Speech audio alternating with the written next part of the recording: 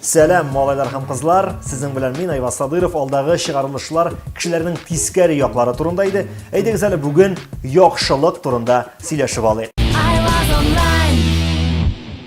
Үземнең фикерләремне җиткерер алдыннан сезне бер тарих белән таныштырып узасым килә. Американың Миннесота штатында яшәүче Крис исемле бизнесмен бер агай Макдоналдста эшләүче Вики исемле ханымга тотканда автомобиль бүләк иткән. Нәрсә өчен дигез? Көн саен ресторанга килгәч, аның белән елмаеп исәнләшкән һәм ягымлы булган өчен. Көннәрдән бер көнне Вики Кристан аның танышлары арасында берәр арзангарак автомобиль сатучы юк микән дип кызыксына. Чөнки үзенең хәзерге машинасы ватылган һәм кыйммәтле ремонт таләп итә икән. Һәм бер көнне Крис Вики эшләгән Макдоналдска машина алып килә. Менеджер эшләүче апаны урамга чакыргач, ул баштарак аны куалар дип куркып та кала. Аннан озак кына үзенең машиналы булуына ышанмый тора. Шатлыктан хәтта күз яшьләре чыккан апаның бу вакытта ни кичергәнен сүз белән генә җиткереп булмыйдыр. Ушы тарихтан чыгып кына да бүгенге көндә яхшылык, яхшы мөгамәлә ничек кыйммәт бәяләнгәнен аңлап була. Крис бу апаның проблемалары хакында белеп алганнан соң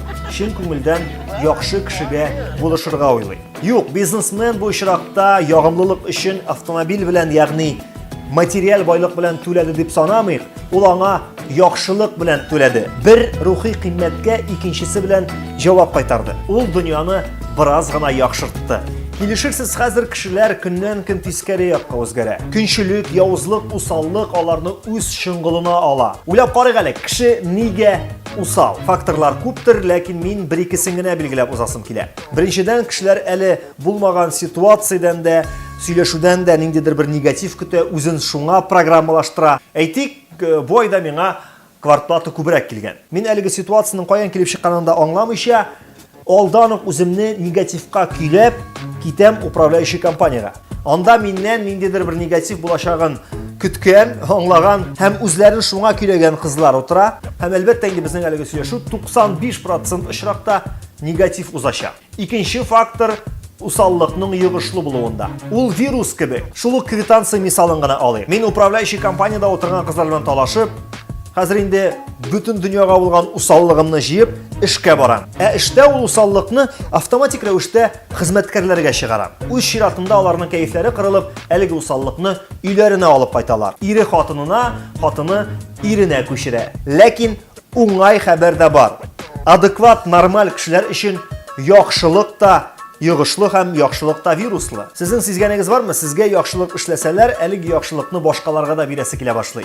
Менә мин алда сөйләгән тарихта да нәкъ тә шулай булган. Усаллыкка каршы торып була. Төп мораль принциплардан чыгып эш итсәгез, дөньяны, кешеләрне яратсагыз, шул җитә. Яхшылык дигәннән сүз уңаеннан Арча Пет колледжында бергә укыган группадаш кызым Гөлзирә гаиләсе дә нәкъ тә шундый яхшы кешеләргә мохтаҗ. Аның улы Адил бик кыен үпкә чире белән дөньяга килгән. Балага реабилитация өчен әлеге гаиләгә якынча 1,4 сум акча җитеп бетми. Мин менә нәрсә уйлап куйдым. Менә мондый төр видеоларны минем якынча 40 мең кеше карый.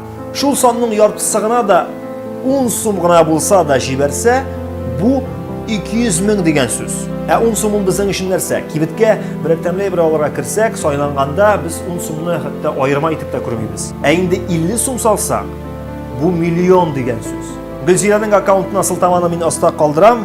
Бала турындагы тулырак мәгълүматны да, реквизитларын да сез анда күреп белә алырсыз. Шушы урында Айваз онлайнның чираттагы чыгарылышы тәмам. Минем башка чыгарылышларны сез Instagramда, лентада һәм YouTube каналымда карый аласыз. Анысына сылтаманы мин профильдә күрсәтермен. Алга таба аларны YouTube'та карарга сезгә уңайлырак та булыр әле дуслар. Беренчедән видео туташ.